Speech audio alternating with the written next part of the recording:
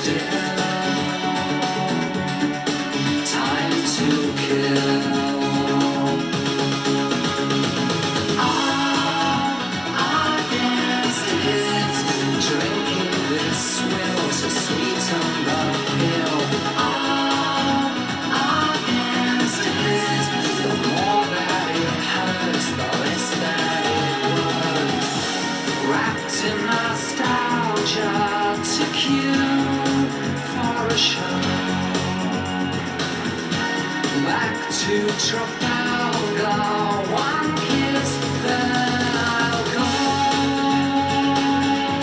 So deep in the quicklime, the bones of an old crime.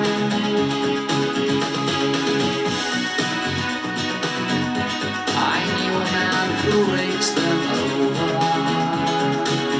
He still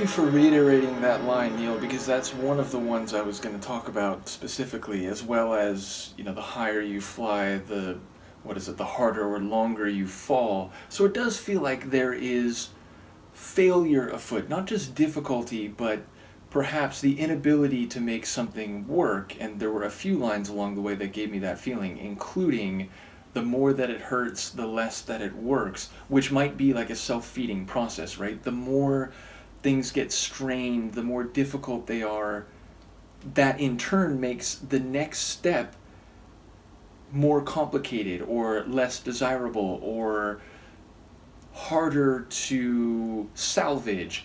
So when something begins going off the rails and when pain is dragging you down, it means that the next interaction might be compromised even more by that, which then accelerates the process and deepens that feeling. So it feels like there is a sense of, if not futility, certainly an inability to maintain or persist. And it feels like this is another one about an interpersonal relationship in which maybe there's, fighting and difficulties that, despite best intentions and despite feeling and trying to recapture something, is not being overcome. Maybe not, cannot be overcome in principle, but it sounds like there's some pessimism from the point of view of the narrator. But there's also some specific references like going back to Trafalgar, and so it feels like there's maybe a more narrow story here, but I didn't get enough of the contours of that to really get a sense of, specifics. However, I will say I enjoy the sonics. Again, there's a real 90s feel with that keyboard line. Also, there's, Neil's sweeping sung vocals, which I keep saying now because there were multiple tracks where we heard him doing a more syllabic, almost spoken word style of delivery, but the last couple have been more sweet and sonorous in that phase or type of his vocals. And I do enjoy the build up at the end of the measure and the real kind of, crash, like the smashing into the next measure with the percussive hit. And I think there's some guitar in there. That one moment where it broke down in like the last third of the tune, and there was a real kind of string elegance to it. It was quick. It wasn't like a really long interlude, but that brief interlude had a really rich and beautiful sound to it. So that might have been my favorite part.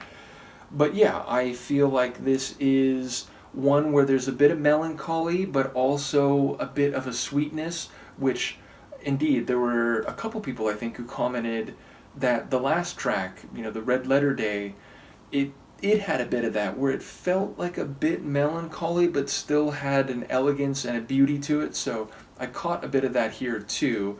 And even though there weren't like those kind of cycling tribal drums that we heard on a couple of the previous tunes, it does feel like, the percussive rhythm of this track has been in a similar area. Like there's a concept or a feel to the percussion on this album that really has stood out. And so even though this one had a bit of a club feeling, it was more kind of like trip hop or, again, like 90s synth dance or something, rather than being like a full, club banger, and rather than being a tune which, had more of like an earlier synth pop sound to it. So again, the tune is still sort of washing over me, so I'm being a bit imprecise with my labels and descriptions here, but that's the way it hit me. Let me know what you think, and I will see you next time.